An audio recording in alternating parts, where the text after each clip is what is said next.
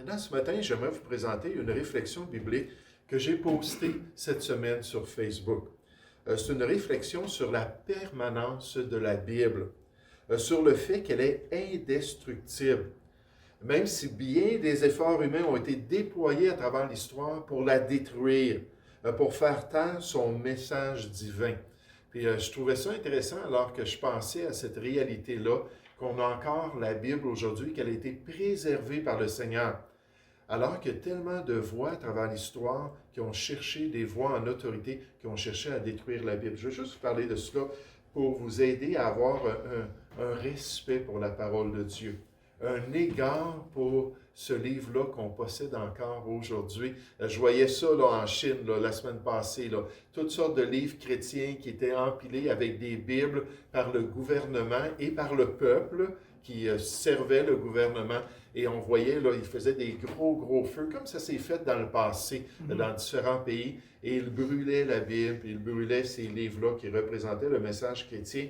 Mais je pensais à travers tout cela, la Bible est encore là, entre nos mains. Puis on peut encore la lire, puis on peut encore la méditer. Et je vous encourage à la mémoriser. Parce que le témoignage chrétien dans l'histoire, c'est que lorsqu'on n'a plus la Bible écrite, la meilleure chose, c'est de l'avoir dans notre mémoire, puis l'avoir dans notre cœur. Puis à ce moment-là, si on n'a plus accès au livre, le livre est toujours dans notre cœur. Je sens ta parole dans mon cœur. Donc, juste une petite méditation pour nous encourager à continuer à profiter de ce trésor extraordinaire que le Seigneur nous a donné. La Bible, la parole du Dieu vivant et vrai, fut l'objet de menaces et d'attaques à travers l'histoire.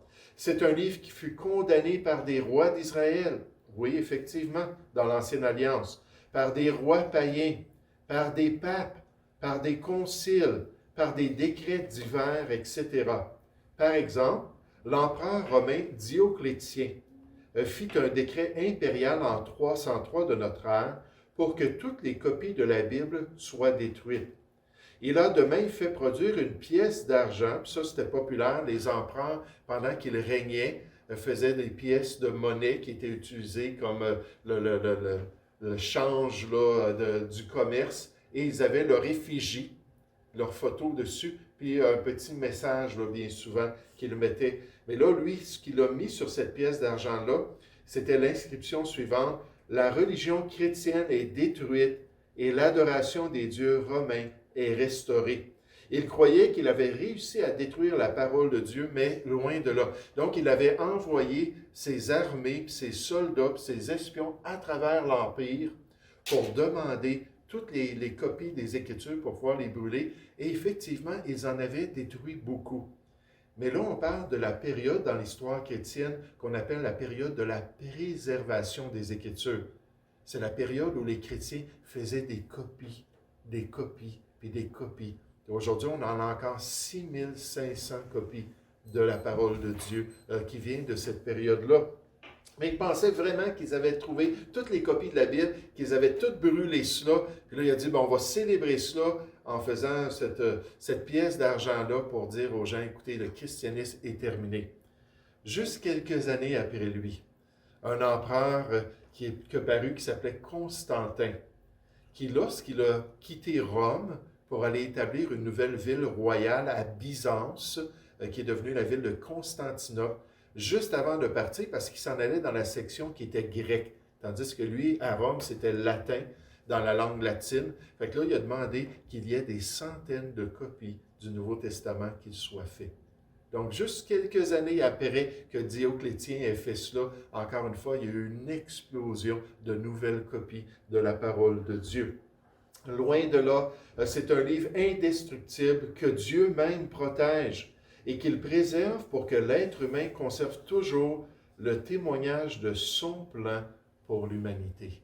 Parce que l'Évangile fait partie de la parole de Dieu et Dieu veut que l'homme puisse le savoir. Merci Seigneur pour ta parole indestructible. Quelques références qui nous montrent cela. Dans Proverbe 22, verset 12, ça dit que les yeux de l'Éternel gardent ou protègent la science, ou on pourrait dire le message de Dieu, la parole de Dieu, mais il confond les paroles du perfide, comme cet empereur-là au 4e siècle. Jésus a dit, le ciel et la terre passeront, mais mes paroles ne passeront point. Il a même dit, il est plus facile que le ciel et la terre passent qu'il ne l'est qu'un seul trait de lettre de la loi vienne qu'à tomber. Parce que Dieu est tellement souverain. Lorsqu'il parlait avec les chefs religieux, il a dit, s'il a appelé Dieu, ceux à qui la parole de Dieu a été adressée en parlant des juges dans l'Ancien Testament, qui représentaient Dieu.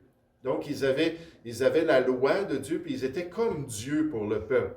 Ils avaient autorité de vie ou de mort. Si Dieu les a appelés Dieu dans ce rôle-là, il dit, et si l'Écriture ne peut être anéantie. Ça, c'est le Seigneur Jésus qui a dit cela. Celui qui connaît toutes choses et qui a dit, la parole de Dieu va toujours subsister. Donc, comme on est ravis, comme on est reconnaissant que le Seigneur nous ait protégés et qu'il ait préservé sa parole pour nous.